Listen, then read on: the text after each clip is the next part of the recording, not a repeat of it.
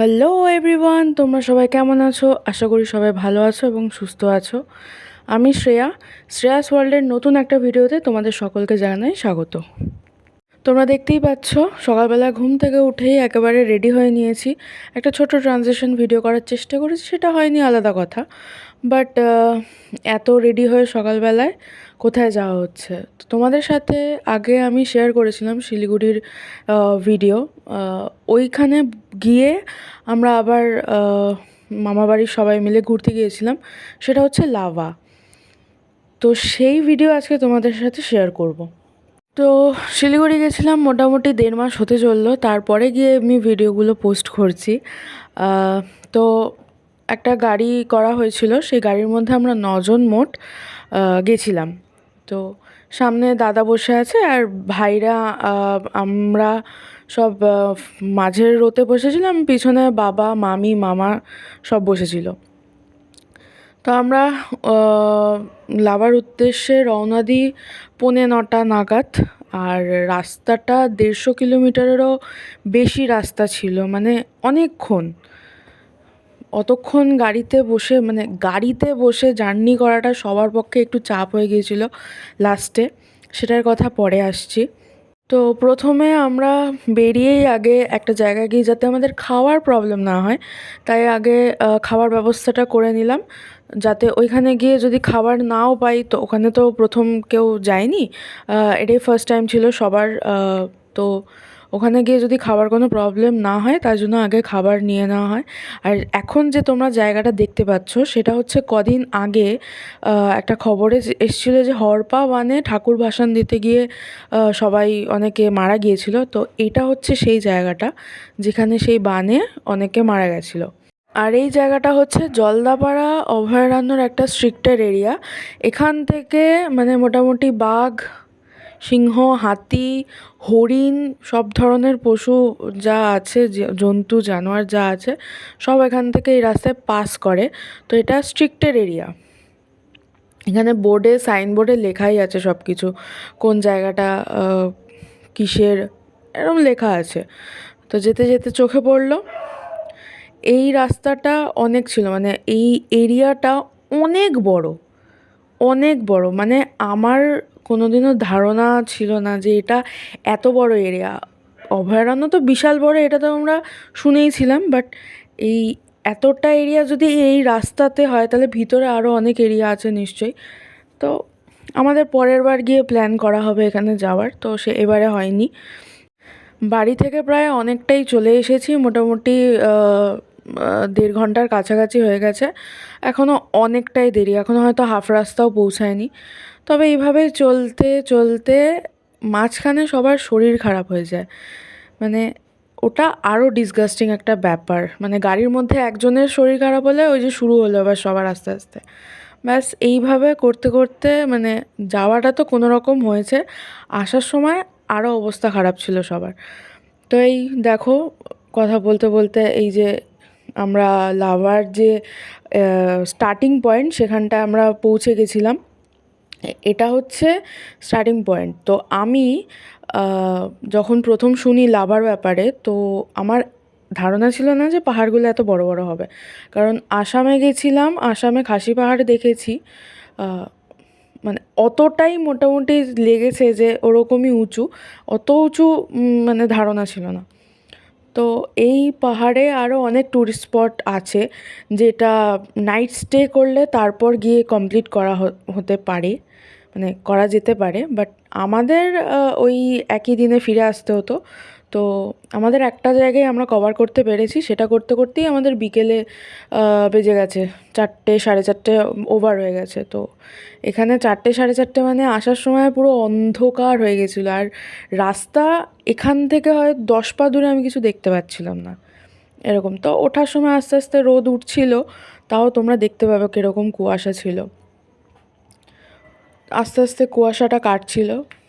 আর চিন্তার বিষয় এটা ছিল যে আমরা যেদিন গেছিলাম 24শে জানুয়ারি, সেই দিন থেকে মোটামুটি পুরো ওই অঞ্চলটা পুরো মেঘ ছিল, মানে পুরোটাই মেঘ ছিল সারা দিন।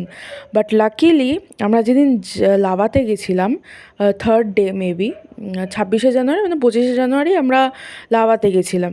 তো সেই দিনকে লাকিলি রোদটা উঠেছিল। তার আগের দিন ওখানে মনে হয় 2 ডিগ্রিতে নেমেছিল, আর আমরা যেদিন গেছিলাম সেদিন হয়েছিল 7 ডিগ্রি।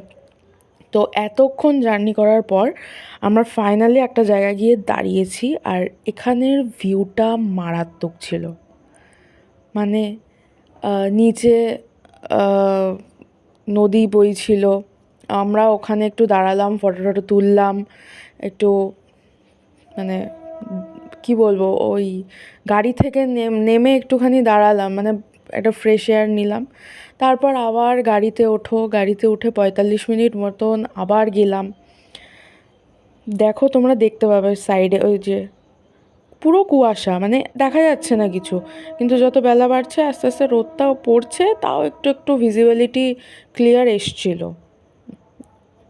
ওই যে দেখেছো কত কুয়াশা, এই রকম কুয়াশা ছিল। আমরা লাকিলি আমরা দেখতে পেয়েছি সেদিনকে। তারপর আবার কিছুটা রাস্তায় গিয়ে আমরা দাঁড়ালাম। অ্যাকচুয়ালি আমরা দাঁড়াচ্ছিলাম ফটো তোলার জন্য, কারণ একটা জায়গায় এত দূরে এসে একটা জায়গায় দাঁড়িয়ে ফটো তুলে আমাদের পোষাবে না। তো ভাই বোন সবাই মিলে এক জায়গাতে দাঁড়িয়ে একটু ফটো টটো তুলছিলাম। তারপর দেখা হলো এই দুটো ছানার সাথে। মানে এরা লিটারেলি এতটা কিউট, আর প্রত্যেকের কাছে গিয়ে মানে কি বলবো, এরা তো জাস্ট একটু ভালোবাসা চায়, আর একটু খাবার দিলে তো এদের আর কোনো কথাই নেই, এরা সারা জীবন মনে রাখবে। তো আমার বাড়িতে তো অনেকগুলো কুকুর আছে, তাদের সাথে অনেক দিন দেখা হবে না, এবার যেখানেই যাই সেখানেই আমার অভ্যাস হয়ে গেছে যে এদের একটা করে বিস্কুট বা দুটো করে বিস্কুট খাওয়ানো। তো এদেরকে যেরকম অ্যাজ ইট ইজ আমি বিস্কুট খাওয়াবোই, কিনে এনে খাওয়ানো হলো। আমি আর আমার বাবা এদের সাথে ছবি তুললাম। ছবি বাদ দেওয়া যাবে না, সব জায়গায় ছবি ম্যান্ডেটরি। তো এই যে দেখো, এখানে তোমরা বুঝতে পারবে যে কতটা কুয়াশা ছিল সেদিন। তার আগে এই দিন তো ভিজিবিলিটি ক্লিয়ার ছিল, তার আগের দিন হয়তো এইটুকুনিও দেখা যাচ্ছিল। এই দেখো কি মারাত্মক লেভেলের কুয়াশা, আর তার সাথে তো অবশ্যই মেঘ ছিল, সেটা আরেকটু ওপরে। এই যে তিনজন, এই তিনজন ভীষণ কিউট ছিল। তো এনাদের পার করে আবার আমরা গাড়িতে উঠলাম, উঠে আরও মোটামুটি তাও নয় করে আধা ঘন্টা আবার গাড়িতে বসতে হয়েছিল। তো সামনে যেতে যেতে মনেস্ট্রি পড়েছিল, আর ওই জায়গাটা হচ্ছে পরে তোমাদের সাথে আমি ওই ভিডিওটা শেয়ার করব। ওখানেও আমরা গিয়েছিলাম, ওটা ফিরে আসার সময় আমরা ওখানে ঢুকেছিলাম। তো ফাইনালি এতটা রাস্তা ঘুরে আসার পর আমরা লাভাতে এসেছি। লাভা অ্যাকচুয়ালি পাইন ফরেস্ট, তো পাইন ফরেস্টটা অনেক আগেই শুরু হয়ে গিয়েছিল। এই যে এই পুরো পাইন ফরেস্ট ঘেরা একটা জায়গা, আর এই জায়গাটা হচ্ছে লাভা। তো এখানে যেতে গেলে তোমাদের 20 টাকা দিয়ে আবার এক্সট্রা টিকিট কাটতে হবে। টিকিট কেটে তারপর এখানে উঠতে হবে। তো এই জায়গাতে উঠে আরও গেলে একটা মন্দির পড়বে। তো আমাদের মানে আমরা হয়তো যেতে পারতাম, বাট আমার মা আর মামি আর বাবারা ছিল, তো অত দূর যেতে চাইছিল না, ওদের আর ভালো লাগছিল না। এতক্ষণ বসে বসে ওদের পায়ে ব্যথা হয়ে গেছে, তো ওরা আর যেতে চাইছিল না। তো ফলে আমরাও গেলাম না, কারণ ওদের ছাড়া তো যেতে পারবো না। তো আমরা ভিতরে গেলাম, ভিতরে গিয়ে একটু ফটো তুললাম। আর কি, আর তো কোনো কাজ নেই, আর কিছু দেখার এখানে নেই। এখান থেকে আরও উপরে গেলে আরও অনেক কিছু দেখার রয়েছে, কিন্তু সেটা অনেক রাস্তা যেতে হতো আর ওখানে স্টে করতে হতো। বাট আমরা তো গেছিলাম একদিনের জন্য। এবার ওখানে নাকি প্যারাগ্লাইডিংও হয় যতদূর আমি শুনেছি, বাট ভাগ্য নেই, ভাগ্য খারাপ, করতে পারিনি। তো সেটা হয়তো অনেক দিন পরে আবার কোনো একদিন হবে। তো এটা ছিল আমাদের লাভা ট্যুর। 1 ডে ট্যুরের জন্য ভালোই। আর এই সময়টা এখানে ছিল 7 ডিগ্রি সেলসিয়াস। লাইক আমরা ছবি তুলছি আর আমাদের হাতটা কাঁপছে, আমরা ঠিক করে ছবিও কেউ তুলতে পারছি না, এতটাই হাতটা কাঁপছে। খুব সুন্দর একটা জায়গা, খুব সুন্দর একটা জায়গা। এখান থেকে ভিউটা যা মারাত্মক লাগছিল, মানে বলার নয়।